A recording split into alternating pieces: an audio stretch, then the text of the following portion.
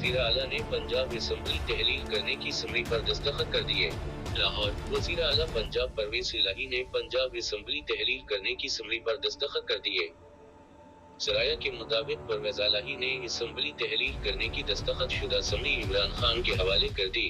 वज़ीर आला पंजाब की जानिब से ये फैसला उस वक्त सामने आया जब अब से कुछ देर कबल चेयरमैन PTI इमरान खान ने पंजाब की पार्लिमानी पार्टी से बज़रिया वीडियो लिंक खिताब किया था, जिसमें इमरान खान ने हुकूमत को मशरूत पेशकश करते हुए कहा था कि हम उनको मौके दे सकते हैं कि हमारे साथ बैठें और बात करें, ये हमारे साथ बैठकर आम इंतखाबात की तारीफ दें या फिर हम असेंबली तहलील कर दें।